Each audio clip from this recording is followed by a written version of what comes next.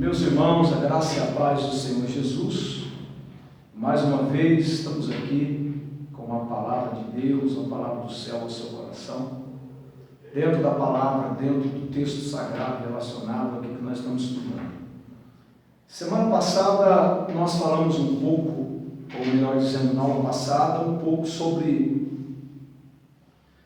a base teológica sobre o nosso Brasil, sobre a influência dos suecos e norte-americanos para o mundo dentro da igreja. Falamos da teologia sueca, dos escandinavos, falamos também um pouco da teologia norte-americana e demais pastores, homens de Deus, missionários que trouxe a base teológica para a igreja. Os suecos até os anos 40 e depois dos anos 50 a seguir, a teologia norte-americana invadiu aí o nosso mundo e continua nos influenciando de uma forma muito poderosa, de uma forma positiva. E hoje eu quero concluir essa parte, fazendo você entender um pouco sobre essa visão, por que dessa teologia. A teologia abrange vários ramos. Vejamos, a teologia exegética, que revela o verdadeiro significado das Escrituras, a teologia histórica, traça os acontecimentos geral da igreja. As origens da teologia estão na necessidade que os cristãos tinham de defender a fé diante da sociedade do Império Romano. Durante o período das perseguições de 64 a 313 da Era Comum, quando as gerações foram se passando e o Evangelho corria o risco de ser mal interpretado, alguns apóstolos escreveram os livros do Novo Testamento para registrar a memória de Jesus. A partir do ano 95 surgiram os primeiros escritos que interpretavam pontos desses escritos ou da fé cristã. Mas somente a partir do ano 150 aparecem os chamados apologistas. E se não contentavam com as explicações do senso comum, eles começaram uma literatura de defesa do cristianismo. Teologia bíblica versa o Antigo e o Novo Testamento. Teologia dogmática fala sobre os dogmas da igreja, rejeitando cada uma delas dentro da defesa da fé. E também a teologia sistemática, que versa as principais doutrinas, como segue: doutrina de Deus, doutrina de Cristo, do Espírito Santo, doutrina dos anjos, doutrina dos homens, doutrina da salvação, doutrina da igreja, do pecado, das Escrituras e doutrina a respeito das coisas do fim. Está aí um pouco do que nós estudamos até aqui, nesse primeiro capítulo. Esse módulo é composto de 3 capítulos, 3 assuntos. Primeiro, introdução ao curso de teologia. Segundo, história das Sagradas Escrituras. E o terceiro, história geral, cultura hebraica. Tá certo? E hoje nós vamos avançar, falando mais um pouco sobre o segundo tema desse livro, História da Sagrada Escritura. Muito profundo que nós vamos aprender a respeito da palavra de Deus. Por exemplo, pastor, o que se compõe aí a Sagrada Escritura? Qual a sua introdução? Vamos lá. A Sagrada Escritura é a base de maior entendimento na compreensão das Escrituras canônicas da palavra de Deus. Pastor, o que é cânon? Cânon significa coleção dos livros divinamente inspirados, que constitui a Bíblia Sagrada. A base da Bíblia, esse compêndio, a palavra cânon, com K, ou melhor dizendo, com C, cânon. Essa palavra é uma palavra derivada do grego canon, que significa régua, aquilo que eu uso para medir, aquilo que eu uso para trazer diâmetro, dimensão, régua de medir, trazendo peso, trazendo vida, dando então resultados. Régua de medir, cana, que vem de cano, cano vem de régua. A palavra cânon deriva do grego canon, aqui ó, régua, que por sua vez se origina do hebraico kané, palavra do Antigo Testamento que significa vara ou cana de medir. Base Ezequiel capítulo 40, verso 3. Cana, algo que traz medição, como se fosse um método, não é? Algo para medir. Então, a palavra de Deus, ela traz diretrizes na nossa vida. Quando eu vejo cana de medir, essa ferramenta para medir, eu vejo a Bíblia Sagrada trazendo em nós uma diretriz, trazendo em nós uma direção. Cana de medir, aquilo que traz direção, aquilo que traz um novo caminho. A palavra de Deus é aquela que traz diretrizes. A palavra de Deus é aquela que traz uma nova história, um novo caminho para a sua vida. Ao abordarmos o assunto da autoridade e da inspiração da Sagrada Escritura, convém não esquecer que é na própria Bíblia que frequentemente se alude o fato de tratar uma mensagem diretamente outorgada por Deus. A Bíblia Sagrada, ela é um livro singular. É um livro singular, ela é única. Um livro escrito por mais de 40 autores, em um intervalo de 1.600 anos, contendo aí 66 livros. Pensa comigo, um livro com duas partes. A primeira, o Antigo Testamento, com 39 livros, e o Novo Testamento, com 27. Ambos juntos contendo 66 livros. Cada livro escrito por um autor, entre eles profetas, entre eles músicos, entre eles juízes, reis, como Davi, escreveu grande parte do livro dos Salmos. Salomão também escreve grande parte do livro dos Salmos. A Bíblia foi escrita por mais de 40 autores, e cada autor desse, ao escrever a Bíblia, não escreve por si próprio, mas escreve pela inspiração do Espírito Santo. Ambos foram inspirados pelo Espírito Santo de Deus a escrever o texto bíblico, a escrever a palavra de Deus. Então, tudo aquilo que você encontra na Bíblia, tudo aquilo que você encontra no texto sagrado é divinamente inspirado pelo Espírito Santo. Mas pastor, quem escreveu foi um homem, mas movido pelo poder do Espírito Santo, movido pelo poder da palavra, movido por essa ferramenta que é o Espírito de Deus, que revela todas as coisas. Por exemplo, muitos autores da Bíblia escreveram e relataram seus episódios por aquilo que viram. Por exemplo, João, ele foi testemunha ocular de Jesus, foi testemunha do próprio Cristo. Já Lucas, ele escreve o livro de Lucas, o doutor Lucas, o mesmo que escreveu Atos, ele escreve o livro de Lucas e o livro de Atos por aquilo que ele vê, o livro de Atos por aquilo que ele vê, mas Lucas por aquilo que ele ouve, principalmente do apóstolo Paulo e outras pessoas, os seus relatos. Era costume essa palavra ela ser direcionada, ela ser semeada de pai para filho. Então tudo que está escrito na Bíblia foi inspirado pelo próprio Deus.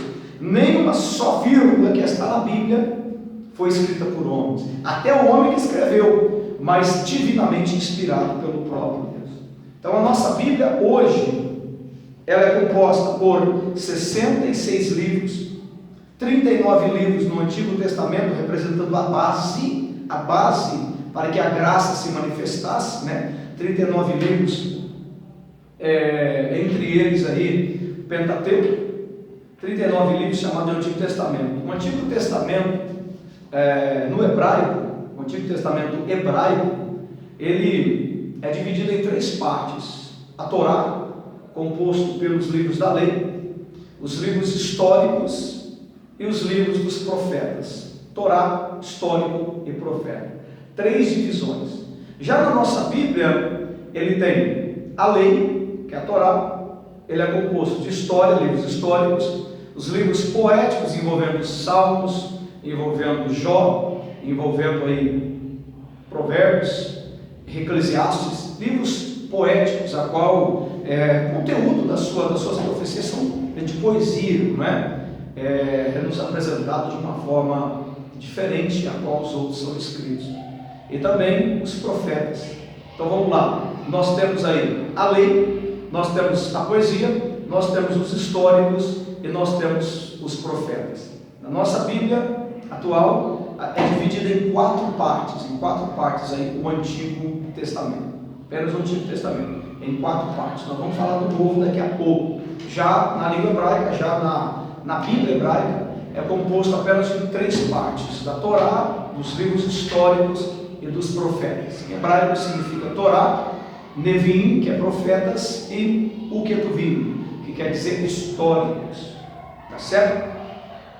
Olha que interessante, há 1189 capítulos na Bíblia, 929 capítulos no Antigo Testamento e 260 no Novo.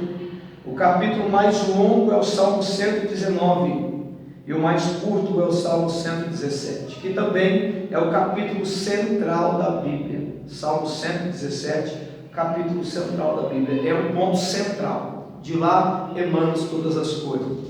O verso mais longo é o de Esther, capítulo 8, verso 9, mais longo, e o mais breve é João 11:35. Os livros do Antigo Testamento, vamos mais uma vez recitar sobre eles, dando aí uma introdução sobre a Sagrada Escritura. Pentateuco, chamado de lei, chamado de Torá, Gênesis, Êxodo, Levítico, Números e Deuteronômio. 5 livros. Cada livro expressa e apresenta Jesus de uma forma. Amém? Cada livro expressa Jesus de uma maneira. Em Gênesis nós vemos a criação. Em Êxodo eu posso ver Deus chamando, Deus trazendo aí, apresentando uma nova história sobre a vida do povo de Deus, sobre a passagem do Mar Vermelho, uma vida de livramento. Em Levítico, capítulo 3, em Levítico, o termo para Levítico em hebraico é Vaikra, que significa Ishamor. Levítico faz alusão a um chamado. O livro de Levítico significa chamado. Deus chama e levanta os sacerdotes, os homens representantes de Deus. Números é a contagem da multiplicação do povo de Deus. E Deuteronômio é a repetição. Hein, do que Deus fez nesses 4 livros, ou melhor dizendo, do que Deus fez de toda a lei, do tempo do Êxodo até o Números. E ali em Deuteronômio ele relembra as leis, ele fala de mandamentos, ele lembra sobre histórias, sobre o que Deus fez para que o povo não se esquecesse. São palavras para não se esquecer. A poesia é composta por 5 livros: Jó, Salmos, Provérbios, Eclesiastes e Cântico dos Cânticos. Por que poesia, pastor? O estilo literário que o texto me é apresentado em forma de poesia. Toda poesia ela tem um sentimento, certo? Os livros de história, históricos, são 12 livros históricos: Josué, Juízes, Ruth, 1º e 2º Samuel, 1º e 2º Reis, 1º e 2º livro das Crônicas, Neemias e Esther. Profetas, o livro dos profetas, tá? São 17 profetas, entre maiores e menores. Por que maior, pastor? E por que menor? Maior devido ao seu tempo de duração ministerial. Por que profetas menores? Porque era menor do que o outro? Não. Era pior ou melhor do que o outro profeta? Não. Profeta menor devido ao tempo de chamado, ao tempo de ministério, ao tempo de profecia sobre a face da terra. Então nós temos aqui profetas maiores: Isaías, Jeremias, Lamentações, Ezequiel e Daniel. Profetas menores: Oséias, Joel, Amós, Obadias, Jonas, Miqueias, Naum, Abacuque, Sofonias, Ageu, Zacarias e Malaquias. Como já foi falado para você, né? Já no Novo Testamento, falei do Antigo Testamento e as suas divisões. Já no Novo Testamento, ele é composto por 4 grupos, né? No Novo Testamento, 27 livros. Esses 27 livros divididos em 4 grupos, e cada grupo está relacionado a um estilo de mensagem. Observemos. Observe. Temos aqui biografia, história, epístolas, profecia, também chamado de doutrina. A biografia os 4 evangelhos, biografia, escreve a vida de Jesus, os milagres de Jesus, qual foi o propósito de Jesus sobre a terra, o que Cristo realmente veio fazer sobre essa terra, o que Ele nos ensinou, o que as suas obras me ensinaram. Isso é um sentido biográfico, é uma biografia. Então os 4 evangelhos estão relacionados aos acontecimentos da vida de Cristo e como Ele se comporta, como Ele se comportou. Então biografia de Jesus, a biografia do Evangelho. História, segundo ponto. O livro dos Atos dos Apóstolos registra a história da igreja primitiva, seu viver, a propagação do Evangelho, tudo através do Espírito Santo, conforme Jesus prometeu. Então, de Atos dos Apóstolos em diante, nós vemos aí um pouco da história, um pouco da caminhada de Jesus, ou melhor dizendo, da caminhada da igreja após os ensinamentos de Jesus, colocando em prática a sua missão através aí, depois do derramar do Espírito Santo ali em Atos capítulo 2, que desce, o fogo do Espírito, aleluia, dessa presença desse Espírito, uma igreja de 120 membros, impactada pelo poder de Deus, e sai afora de Jerusalém, Samaria e todos os confins da terra, pregando a palavra, pregando o Evangelho, anunciando aí a história da base, a história do Evangelho sobre os 4 cantos da terra, e o que o Espírito de Deus prometeu.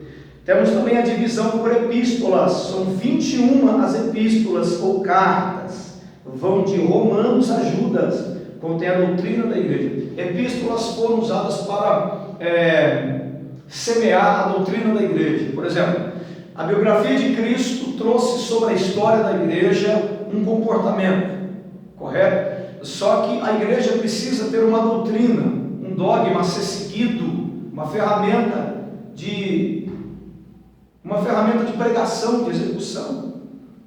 E dentro das epístolas eu encontro o quê? Uma rédea, eu encontro uma diretriz, como que as igrejas iriam se comportar, como que as igrejas iriam pregar o Evangelho, de que forma, qual era a régua, cânon, qual era a diretriz. Isso é uma doutrina, uma doutrina bíblica, uma afirmação dentro da palavra, uma verdade dentro da palavra. Por exemplo, uma doutrina bíblica. O que é uma doutrina bíblica? A doutrina bíblica é uma verdade central dentro da Bíblia, uma verdade central. Exemplo, Jesus é o verbo, João capítulo 1, no princípio era o verbo estava com Deus, o verbo era Deus. Aqui é uma doutrina bíblica, Jesus é Deus.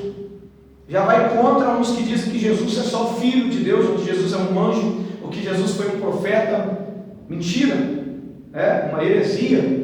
Mas uma doutrina bíblica é uma verdade que está relacionada à palavra. Jesus é o verbo, Jesus é a verdade. Então as epístolas são compostas aí por 21 epístolas, que vai de Romanos até Judas, contendo a doutrina da igreja. 9 delas são dirigidas a igrejas de Romanos a 2 Tessalonicenses. 4 delas dirigidas a indivíduos, Timóteo e Filemão, isso por Paulo, Uma delas é dirigida aos hebreus cristãos, que é a epístola aos hebreus, e 7 delas são dirigidas aos cristãos, indistintamente. Tiago a Judas, ao povo gentil, aos cristãos, à igreja. Então nós temos dentro das epístolas uma cana de medir que gera diretriz, que gera um canal, que gera uma passagem, doutrina que orienta. 21 epístolas de orientação para a igreja não tropeçar. E a última parte é a profecia, contendo aí o livro da revelação, que é o livro do Apocalipse.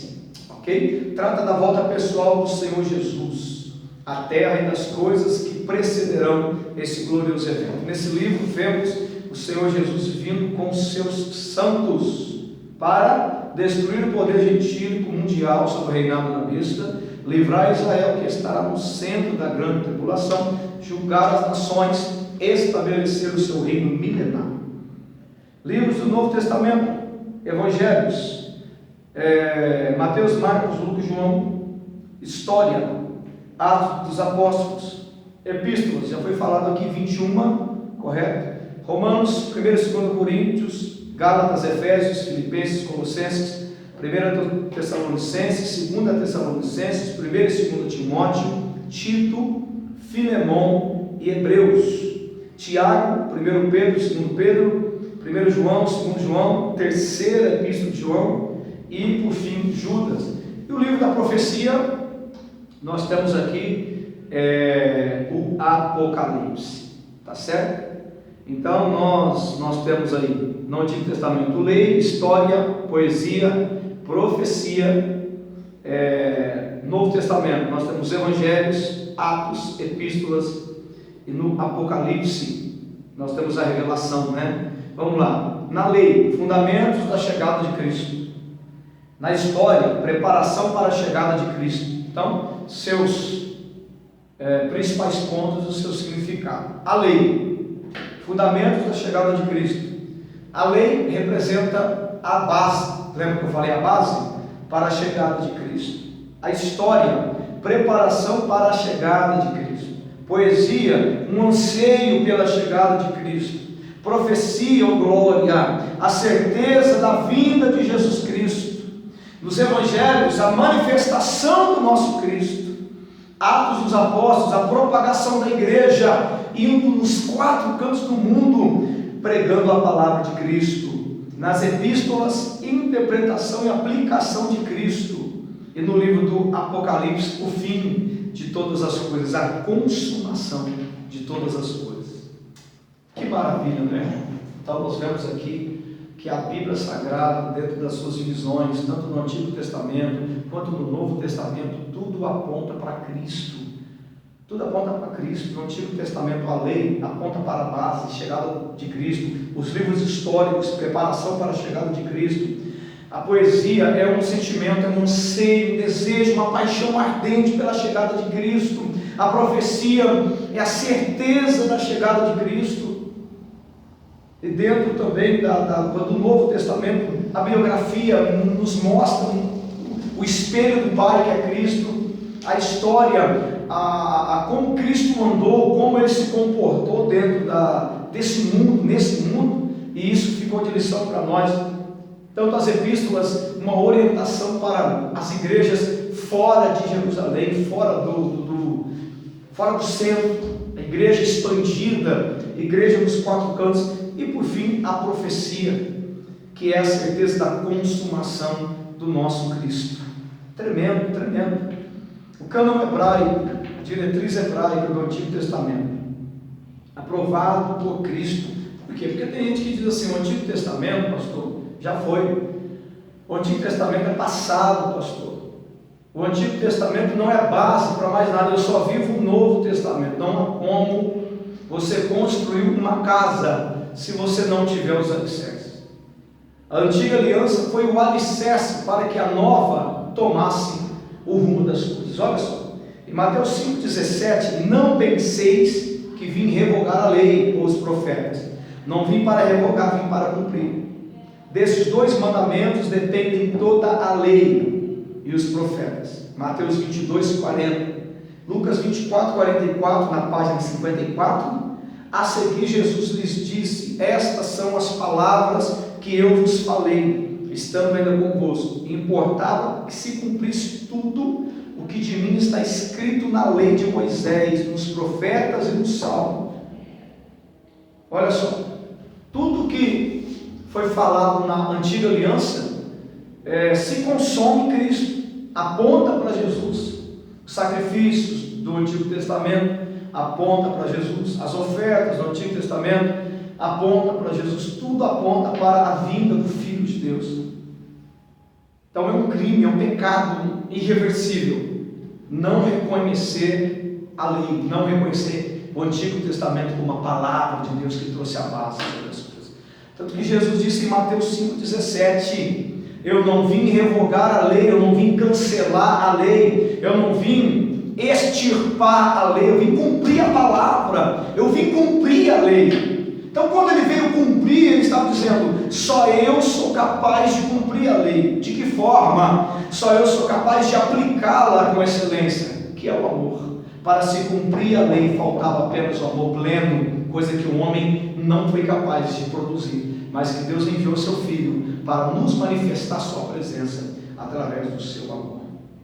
Amém, queridos? Então você aprendeu um pouco sobre a lei, os profetas, os escritos, não é? Os livros históricos, tanto do Antigo Testamento como do Novo Testamento. Página 55. Em 90 depois de Cristo, em Jâmia, perto da moderna Jope, em Israel, os rabinos, no conflito sob a presidência de Johanan ben Zakkai, reconheceram e fixaram o cânon do Antigo Testamento. Houve muitos debates acerca da aprovação de certos livros, especialmente dos escritos.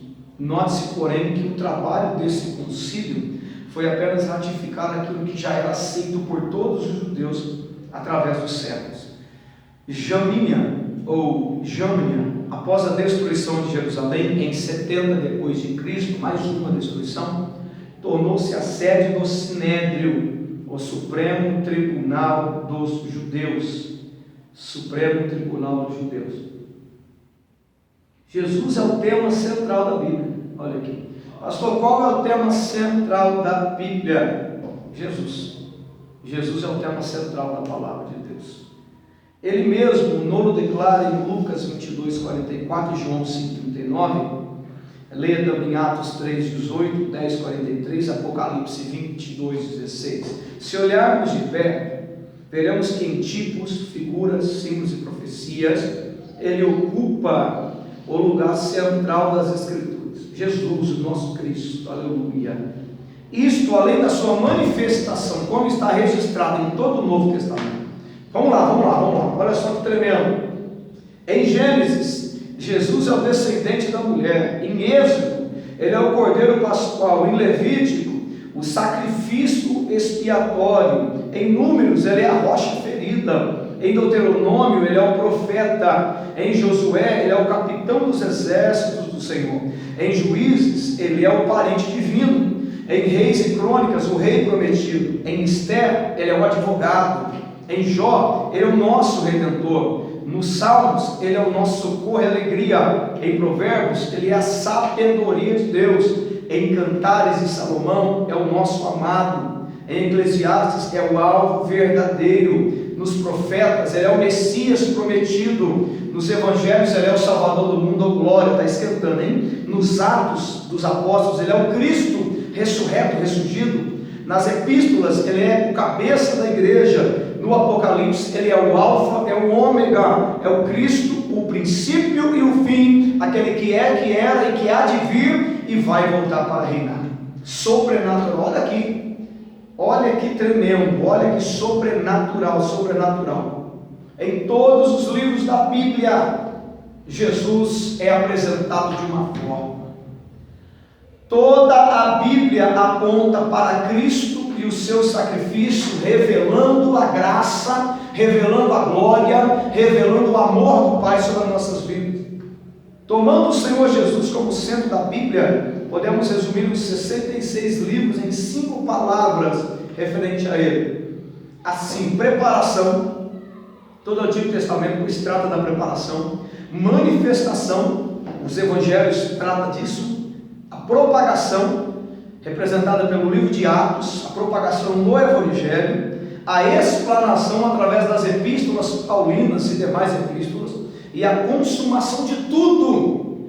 O Apocalipse, relacionado à profecia, é a consumação desde a semente da mulher até a vinda do Cristo prometida pelo Pai, até a vinda, o que se perdeu no jardim do Éden, lá no fim é restaurado.